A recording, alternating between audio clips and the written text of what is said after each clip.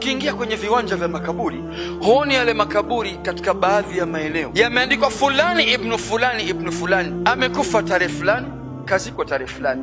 Sasa mmoja masalaf ridwanullahi alayhi qala dakhaltu almaqbara, nimeingia makaburini, faraaitu lawha, nikaliona ubao juu ya kaburi, maktuba alayhi, limeandikwa juu yake, halikuandikwa fulani ibn fulani, hapana, ujumbe uliokuwa umeandikwa uchukue wewe Muislamu kama mazingatio yako. Na mimi na wewe twapita sana kwenye makaburi, wasa kumbe lina miaka 7 hili, lina miaka 4 hili, twazungumza haya maneno. Kaburi limeandika hivi: ya waqifu ala alqabr, ewe ambaye uliyesimama juu ya kaburi, usistaajabu juu ya jambo langu. Mimi nimekufa siku fulani wakalizika siku fulani, hili sio la kustaajabisha. Ams kuntu mithlaka, mimi jana nilikuwa kama wewe, na mimi nilikuwa nikifika na shangaa kama wewe. Amma leo ana fi qabr, mimi leo ndio nipo hapa. Sasa wewe ambaye unayesoma ujumbe fulani ibn fulani, anakuambia si jambo la kusoma sana, hebu angalia na wewe, lacha fikra zako na kumbukumbu zako kwamba na wewe ndiye ambaye uliyekuwa umelazwa hapa.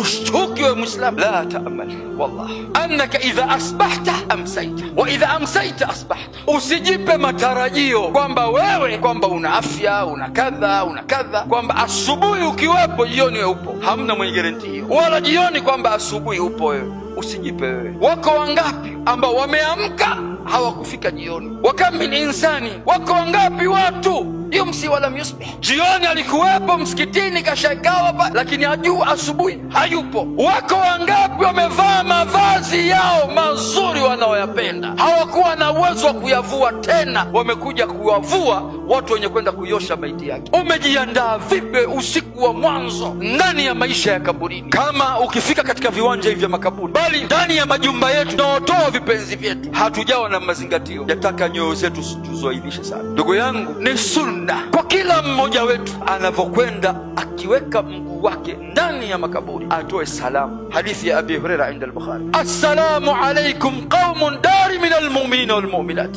amani ya Allah iwe kwenu nyinyi enyi watu wa makaburini, waumini wanamume na waumini wanawake. Qaumun mu'minin walmuslimin, maana kuna daraja katika Uislamu ya mu'min na muslim, yani kila mu'min ni muslim, sio kila muslim mu'min. Antum sabiqun, mmetangulia, wa nahnu lahiqun, si tuko nyuma yenu. Sasa wewe ukiingia huna fikra hizo, huna habari hiyo, saa ngapi utawaidhika hapo?